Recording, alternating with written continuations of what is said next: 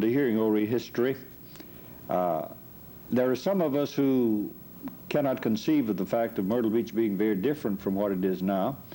And on the other hand, we cannot recall that Myrtle Beach existed, say, 60 years ago.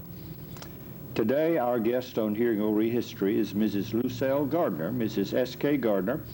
We're going to begin by having Ms. Gardner tell us about a trip that she and Mr. Gardner made to Myrtle Beach about 63 years ago. You first came to Myrtle Beach in 1925, is that right, Ms. Gardner? I think that was right. You lived in Hartsville. Why did you decide to come to the beach? Was there much here then? We just came to Myrtle. We wanted to see Myrtle Beach. We'd heard a lot about it at that time, and then we just came to see Myrtle Beach and the ocean. All right. How long did it take you to get from Hartsville here? That's about 100 miles. We left early in the morning, and it was just about dark when we drove in. Well, it was around 5 o'clock, I guess, when we drove into Myrtle Beach. Now, what kind of roads did you travel on? We traveled on a dirt road all the way, except right through Florence. Except through the city of Florence? Yes. All right, and you came into Myrtle Beach what way? We came in by Socastee, the old road from Conway. Uh-huh. Yes. And what did you find when you got to Myrtle Beach in 1925? Well, we found the very few summer cottages down on the front. I guess not over a half a dozen, and there was a very inadequate pavilion down there at that time. Was that about where the present pavilion was? Yes, right. And the cottages were sort of grouped around that area? Yes. And then there were a few homes scattered around over Myrtle Beach, but we stopped at Chapin's, which was the old big wooden building. There was just a commissary, more and less, and the post office was in the back of Chapin's. Now, was that about where the present Chapin is located? I think it was exactly the same location. The post office was in the back, the commissary was in the front, all right? Yes. It's 5 in the afternoon. Where do you stay for the night? Well, Mr. Gardner asked in Chapin's store where we could spend the night, and they told us that Mrs. Nance had a boarding house, which was the largest house that we could see from there. So we went over to Mrs. Nance's, and she had a good many boarders. At that time, the workmen in Myrtle Beach either fished or gathered white potatoes. Chapin, I guess it was, had this big fields of potatoes and shipped them. And the workmen started coming in, and the fishermen, and it got later, so Mr. Gardner and I just decided we'd go on to Georgetown. On to Georgetown, and it's after 5 o'clock in the afternoon now? Yes. All right, That's so right. You hit Highway 17 south? Yes, and it was just almost a trail. We ran through a stream of water between here and Surfside, down in the water and up, all dirt road. And when we got to Surfside, it was getting early dark. So Mr. Gardner said, hey, I met Mr. Chestnut, who was the keeper of the Ark. The Ark. Now, a lot of people don't know about the Ark. What was the Ark? The Ark was the largest building down there, and Mr. Chestnut, and it was used as a hotel in the summertime, was closed in the winter. Was it near the beach or on the beach? I don't remember how far it was from the beach, but it wasn't too far. And Mr. Chestnut came out to see us. We walked around, and Mr. Gardner asked him where we could spend the night, or go on into Georgetown. And he said that it was too late to meet the ferry to go into Georgetown. There was no way to get into Georgetown. Now, where did you meet the ferry? We met the ferry on this side of Georgetown, on the bay, the Waccamaw Bay. Where the bridges are presently, I suppose. Yes, where the bridges are now. The old bridge even shows from the new bridge that we cross over now. And Mr. Chestnut said that it was too late to catch the ferry, and there was no possible way to get into Georgetown. So he said, well, Mr. Chestnut, where can we spend the night? And Mr. Chestnut said, well, we could make you up a bed in the ark. So they opened the ark and built a fire in the fireplace and made the beds up. And then Mr. Gardner asked Mr. Chestnut where we could get something to eat. He said, Mr. Gardner, there's nothing to eat around here. So, but he said, I have a bushel of oysters outside. And he said, I can give you some soda crackers. Do you know what a soda cracker is? Oh, yes. I remember the big old soda crackers, about twice the size of the present cracker that we buy. That's right. So he brought the oysters in and the box of soda crackers, and we roasted oysters around the fireplace. Roasted oysters on the hearth or around the fireplace. That was dinner. That was dinner. Yeah. Now, what did your night's lodging cost you? Do you remember? I don't remember. No, I don't. The oysters, did you buy them, or were those a gift? I think I might be mistaken, but I think they were 50 cents. 50 cents for the bushel of oysters. Yes. Oh, wouldn't we love to have that price again now? All right, and you spent the night in the ark and went on to Georgetown the next day. Yes. Then we went on to Georgetown the next day, and we hit the ferry and had no trouble. But it was right long ways around, because you hit the ferry just about where the bridge is now, and then it landed all the way around into the back of downtown Georgetown. Mm-hmm. So you had quite a trip down Winyaw Bay before you got downtown. Later, we took that trip many times. The children wanted to go home that way so we could have a boat ride. Mm-hmm. You had a bridge to cross at Socastee when you came in by Socastee, though, and a bridge across. How about at Galvin's Ferry? Was there a ferry then? At Galvin's Ferry, through the woods, the land was low, the road was low, but where the streams crossed, it had a raise, the bridges had a raise of several feet that you'd go up and over, and then back down into the dirt. Into the dirt as you crossed over the swamp. Now, this was in 1925. When did you return to Myrtle Beach to live? I think it was in the early 30s. Mm-hmm.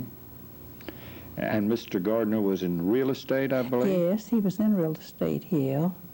Well, we had an apartment in the Florentine. It was an apartment house to begin with. And we had an apartment there. And the only reason I can remember is that my youngest child learned to walk in that apartment, which was the one that was born in 1925. So that was still way back. Early, yes, it was. Yes. Now, can you remember what lots sold for in those days, or what houses sold for? Oh, when Mr. Gardner was working with, who was the man that went broke? Woodside. Well, Mr. Woodside, yes. Yes. The lots over in Pine Lakes sold for around $5,000. Mm-hmm. And then later, there were even less than that. So you remember the Woodside days when Mr. Yes. Woodside began to develop Yes. what we now call the Ocean Forest section. That's right, yes. And because of going into bankruptcy, that development was delayed quite a bit. That's right, yes. Did you ever hear Mr. Gardner, or do you remember anything about the Arcady development, which was also connected with the Woodside development? No, I remember that we used to go up the ocean, and that we would pass that section, but I don't think we ever stopped. So you had been in Myrtle Beach, well, you're coming now, you're staying in an apartment. In a little while, you decide to stay in Myrtle Beach year-round? Yes, and my oldest child was in school down here in the old wooden building back over in the woods. Uh-huh. That was back in the woods, sort of off of West Broadway? Yes. Uh-huh. Yes. Well, I remember the building. That's right. When I came here in 1949, of course, it was not used as a school building anymore. Then it was an apartment. It was at Yes, least a you're duplex, right. maybe more than one. You stayed in Myrtle Beach. You got into the guest house business, I believe. Is that right? Yes. Then we, I believe it was around 34, 35, I started the Hawks Villa, and I operated that just as a rooming. I didn't have a dining room for 5 years, and then Mrs. Monroe had the Florentine, and to get the dining room, we swapped houses. Uh-huh. She bought me out at the hospital, and I bought her out At the at Florentine. the Florentine. I moved down there in 1941, and I was down there, I believe, 25 or 30 years. Uh-huh. So at the Florentine, back in those days, if I had chosen to come to Myrtle Beach to spend a few days there with your sumptuous dining room and with a room at the Florentine, what would it have cost me per day? That is the part for room and board.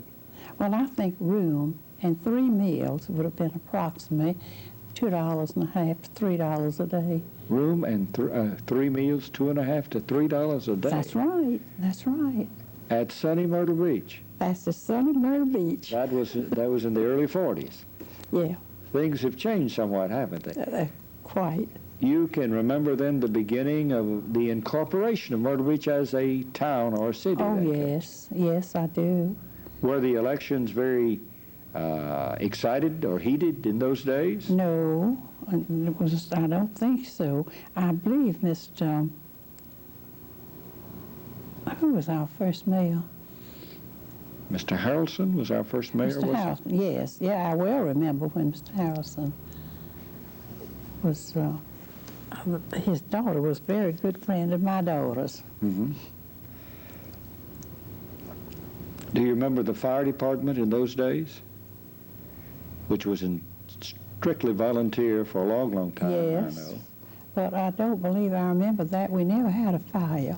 Never had a fire? No. Well, that was good. How about police protection? Did you depend upon the sheriff's department, or was there a police department? I think we've always had a good police department in Myrtle Beach. I remember when we were back in the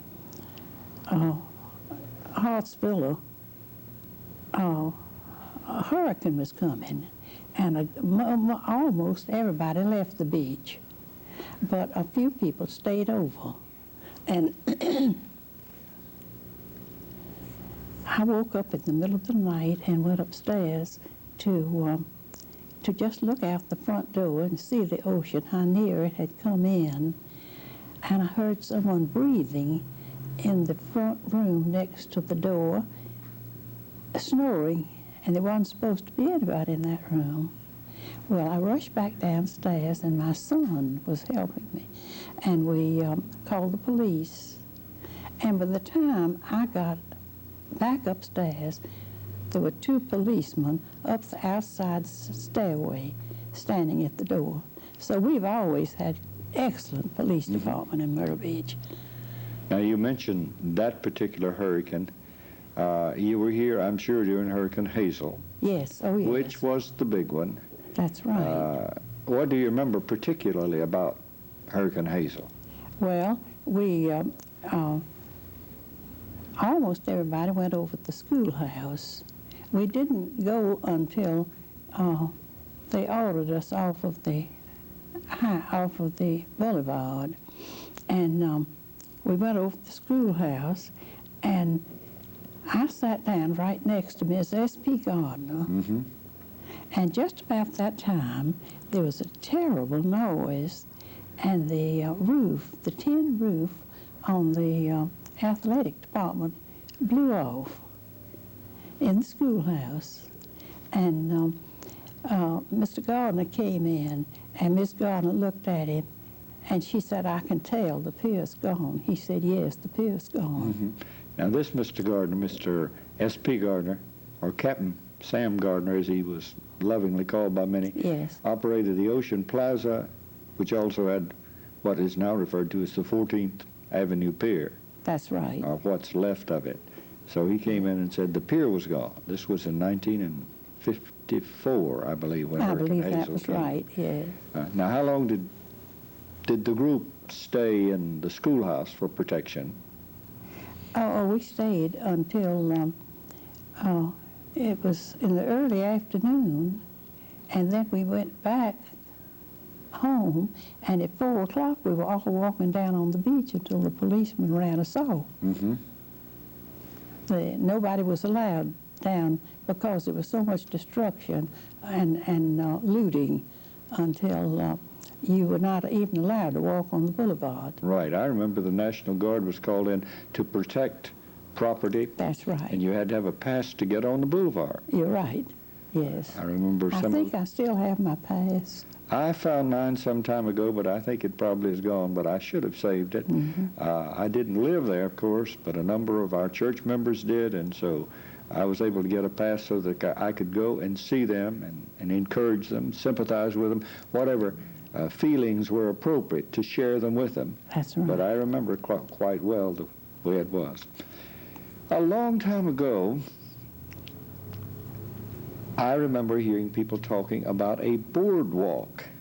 Oh, Do you remember an actual boardwalk at Myrtle Beach? indeed I do. All right, where did it begin and where did it end? The boardwalk it began just below where the pavilion is now, and then it ran all the way up to where it was past the Florentine. I don't remember just what street it stopped, but it was way up past the Florentine. Mm-hmm. So it ran for 10 blocks or more at least. Then. I'm sure, yes. Was it, well, what happened to it? Oh, it stayed until it wasn't safe to walk on, and then they tore it down. Then they tore it down. And Myrtle Beach Farms, I believe, built that. Was it sort of widely used during its early days? Yes.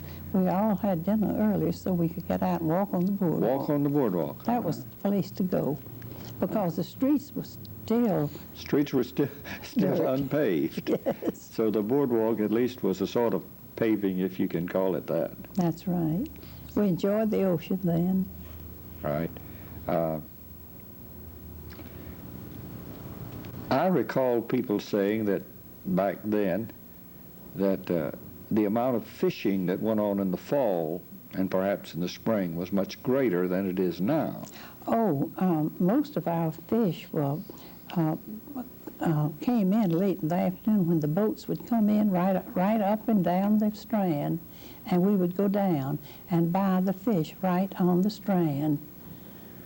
So that if you advertised fresh fish for supper at the Florentine, that they were really fresh. They It had been caught that day, yes. That very day. So that you hoped when you put it on the menu that somebody would have good luck that day. Yes. Better than I usually have had. Well, in the early days here, in those early 40s and what have you, what existed down where the pavilion area is today? Well, the pavilion grew. It was always the focal point in Myrtle Beach. Mm-hmm. And the houses came down and the shops went up. And then, of course, the better houses up along the beach were built. But it took a long time. Mm-hmm. Now, do you remember when the boulevard was paved? No, I don't. I really don't remember what year that was. But I know for many years at the Florentine, I served meals in the dust In the From the dust boulevard, yes. of the boulevard, and 16th Avenue, which was your other street, was also unpaved as well. So that when you came to Myrtle Beach, none of the streets were paved. Oh, no, just sand. And you recall the paving then of Highway 17, I suppose, would have been one of the first ones since it was a highway. Yes, it was. And Myrtle Beach had paving before then. I don't remember what year it was, though. Well, I can remember since we've been here that some of the paving that you got was because certain property owners who were adjacent to each other on the same street were willing to pay, at least to share, to have the road paved. That's right. I remember a particular street in town where one fellow decided he wasn't going to pave his share, and where there was a little section that was about, I guess, 15 or 20 feet by 60 feet on that particular street that wasn't paved for years. Yes, Because that's right. he said he wasn't going to do it. It wasn't his street. Yeah. Fortunately, I don't remember who it was, but I remember. Yeah. Through the years, you have been quite active in First United Methodist Church in Myrtle Beach. Do you recall the beginnings of that church work here? Oh, yes. We started off in a small wooden building right on the same lot that this Where the church present is on. church is, Yes. And it is now used, I think, as a recreation hall for the blacks over in that section. Mm-hmm. That's what it was given for. Was then Myrtle Beach, the Methodist church here at that time, was it sort of on a circuit where you had a pastor who came once a month, twice a month, or did they have a resident minister from the beginning? We had a pastor that came from Conway, I believe, every other Sunday to start with. And then a few of us got together and we had Sunday school for the children when we didn't have services. But we've had services there almost since the building was built. So it's had a good history. Yes. Back in those days, we would go back to Hartsville in the summertime, in the wintertime. Yes. And because we didn't move our residence to Myrtle Beach until my youngest child finished high school. Well, was that true of a lot of people that back in those days, in the early 40s, that many of them simply lived at Myrtle Beach during the summer and then went back somewhere else during the winter? Practically everybody. Practically everybody. Yes. So that the term that ghost town that some have used might have well described Myrtle Beach in the wintertime in 1940, 42. That's right. Yes. We closed Labor Day and came back in the early spring. Of course, it was about that time, or a little after that time, that what we refer to as the old air base was established in Myrtle Beach. That's right. And that meant that Myrtle Beach no longer just was vibrant and active in the summer, but also in the winter that things were going on. That's right. Do you remember anything about the coming of the air base to Myrtle Beach? Oh, I do remember when they came, and we were all so excited over it. We thought it was wonderful that we were going to have an air base. Right. Well, one of the excellent byproducts of that is that we have some very reliable, active citizens in Myrtle Beach today who came here under orders from Uncle Sam to serve and found their mates here and married here, and after World War II was over, they came back here to live. That's right. And have made a very valuable contribution to our lives. Yes. Even as is true now under what we refer to as the new air base. There are persons who've come and who've stayed and who continue to come. You have told the staff, I do not believe we've told those who are viewing the tape, that in a few months you will be 90 years old. That's right. And we've taken a backward glance. Now, let's take a forward glance. Let's have a bit of dreaming. If you could dream and look ahead, and you think of your children and your grandchildren and your great-grandchildren, what would you like to happen in Myrtle Beach as you look ahead? Well, I would like for Myrtle Beach to happen just what it just the way it has, and to have grown just like it has. All right. I think for a few years in there we grew too fast. The city did not keep up with the zoning, and we just grew too fast. But we're very proud of Myrtle Beach as it is today. Right. And do you envision, as you look ahead, that we're going to continue to grow as we have grown? I think it will continue to grow. Yes, I do. I do. More people are coming every year. Right.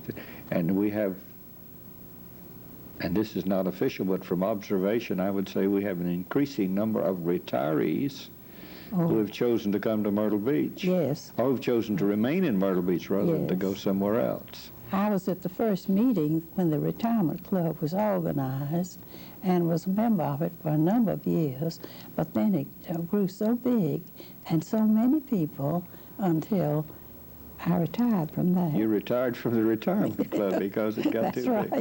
big. Ms. Gardner, we thank you for sharing with us some memories about a night in the Ark at Surfside, which was then called Floral Beach, I believe. Yes, that's right. And floral is not because of flowers, I understand, but because there was someone who had a wife or girlfriend named Flora. Dr. McLeod, who was really the leading physician of this section of the state at that time, had a daughter, and her name was Florabelle. And I think they had a cottage down there, and when they first named the beach, Floral Beach. It was named for her. Florabelle McLeod. Yes, for Ms. McLeod, for Dr. McLeod's daughter. Well, this is interesting to know because we've had speculations that it was because of this kind of flower or that kind of flower. Yes. But it's good to know it was for a young lady that was named. Thank you for sharing with us. I'm sure that others who view this will have memories stirred or will learn some things that they've not known before. We are pleased that you've chosen to appear with us on Hearing Ori History. Thank you very much. I just wished I could have done a better job. That's fine. We're through. Well, I don't know whether I've done anything or not.